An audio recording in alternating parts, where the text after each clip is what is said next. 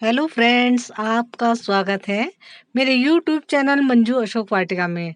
तो फ्रेंड्स, आज हम बात करेंगे कि जो गमले में चींटियां लग जाती हैं पेड़ पौधों के अंदर, पेड़ पौधों में लग जाती है। देखते हैं हम कई तरह की बेलें होती हैं, पेड़ पौधे होते हैं, तो उनमें चींटियां हो जाती हैं जो हमारे जो पौधों को है वो अच्छी तरह से पनपने नहीं देती। और कई बार तो ऐसा हो जाता है कि मेरे भी जो टेरेस गार्डन है उसमें भी जगह जगह चींटियां लगी हुई हैं, तो वो पेड़ पौधों को जो उनकी ग्रोथ को वो रोक देती हैं। तो उस उन चींटियों से हम कैसे बचाव कर सकते हैं अपने पेड़ पौधों का, तो उसी बारे में हम बात करते हैं। तो देखिए, मैंने इस पर चींटियों को भगाने के लिए पहले भी 1-2 तरीके आजमाए थे। जो मुझे सबसे सही लगा वो ही तरीका मैं आज आपके साथ शेयर कर रही हूँ। इस तरीके से आप भी अपने पौधों में से, अपने गमलों में से अगर जो चींटियाँ हो गई हैं, उनको आप अच्छी तरह से भगा सकते हैं। तो देखिए, सबसे पहले तो हमने क्या करा है, थोड़ी-सी लौंग ले ली थी और थोड़ी काली मिर्च लेके, दोनों को इक्वल मात्रा में लेके मैंने इसको सिलबट्टे में अच्छी तरह से पीस लिया था। अगर हम थोड़ी ही मात्रा में लेते हैं तो मिक्सी में जो है अच्छी तरह से बारीक नहीं हो पाती, तो इसलिए मैंने सिलबट्टे में इसको अच्छी तरह से पीस कर बारीक कर लिया था, थोड़ी लौंग और थोड़ी काली मिर्च को।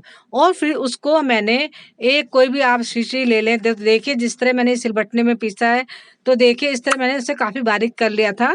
तो बारीक करने से ये फ़ायदा होता है, अगर आप बारीक उसे अच्छी तरह कर लेंगे, तो जिससे भी आप स्प्रे करेंगे पेड़ पौधों में जहाँ पर आपके चींटियाँ लगी हुई हैं, तो वो अच्छी तरह से मतलब सारे जो पेड़ पौधों में अच्छी तरह से फैल जाएंगी। और जो ये उसको आप जो जिस चीज़ से भी आप स्प्रे करेंगे, तो उनके जो छेद होते हैं उनको भी ये मतलब अच्छी तरह से ब्लॉक नहीं करेंगी।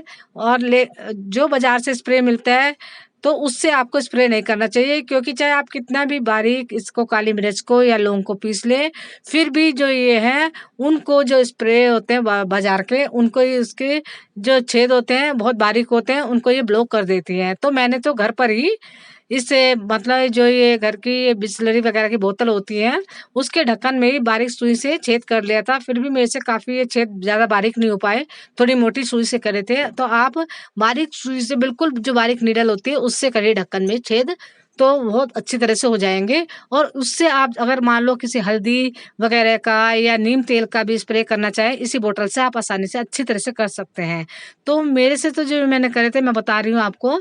तो ये मोटी सुई जो होती है थोड़ी बड़े नंबर की, तो उससे मैंने करे थे तो काफ़ी बड़े छेद हो गए थे।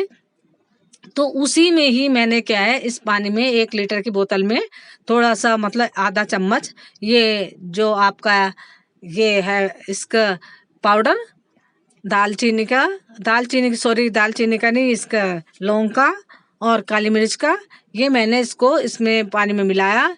और इससे आपको फिर बोतल को अच्छी तरह से हिला लीजिए। हिलाने से क्या होगा, वो उसके अंदर घुल जाएगी।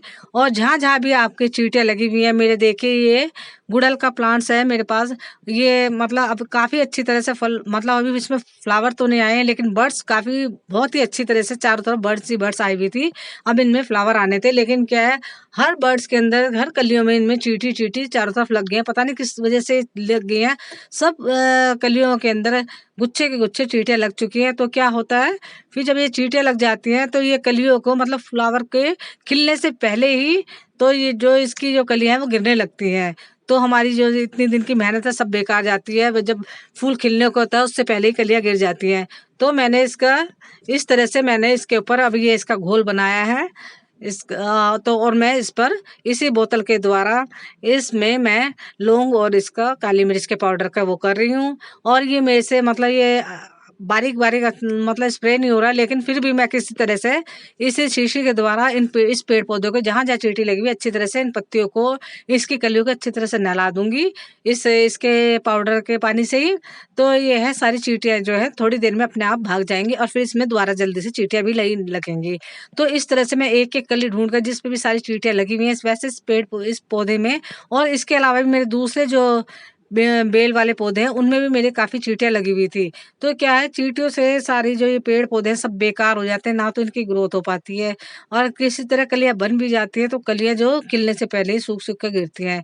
तो ये आप अपने पेड़ पौधों की भी समय समय पर देखते रहिए, जिस गमले में चींटियाँ लगी हुई हैं उनको आप तुरंत ही भगाने के उपाय कीजिए। अगर आप तुरंत के तुरंत ही मतलब शुरू में ही इन चींटियों को नहीं भगाएंगे, और ये चींटियाँ जो फिर क्या होती है आपके पत्तों के पीछे अपने एक तरह से ये गुच्छे के गुच्छे मतलब अपने अंडे देना शुरू कर देती हैं, और सारी जो लीव्स है जो पेड़ पौधे की वो सारी खराब हो जाती है, क्योंकि गुच्छों के गुच्छे पत्तियों के पीछे रहते हैं। तो क्योंकि मेरे इस तरह से कई बेल जो है मेरी खराब हुई है पहले, क्योंकि मैंने शुरू में ही उन पर गौर नहीं किया, वो चींटियाँ होती गई और मैंने मतलब देख के अनदेखा करा।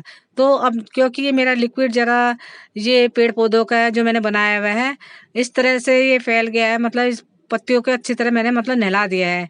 और जो ये पाउडर बचा हुआ है सूखा हुआ, तो मैं इसको भी अपनी कलियाँ ये मेरे इसके गुड़हल की कलियाँ हैं इनके चारों तरफ मैं इनके ऊपर ही कलियों के ऊपर ही छिड़क रही हूँ बारीक बारीक बारीक, जिससे कि मतलब कोई चांस ही ना रहे कि कोई चींटी इसमें रुक जाए। और जो ये मेरी कलियाँ बची हुई हैं बची रहेंगी और इनसे अच्छी तरह से फिर ब्लूमिंग होगी। तो इसलिए मैं इन बचे हुए पाउडर को जो मैंने थोड़ा सा बचा लिया था इसके ऊपर भी हाथ के द्वारा द्वारा ही छिड़क रही हूँ सारी कलियों के ऊपर और पत्तियों के ऊपर, और जहाँ जहाँ भी जिस जिस पौधे में मेरी चींटियाँ लगी हुई हैं इन सारे ही पौधों में इस तरह ही मैं छिड़क दूंगी।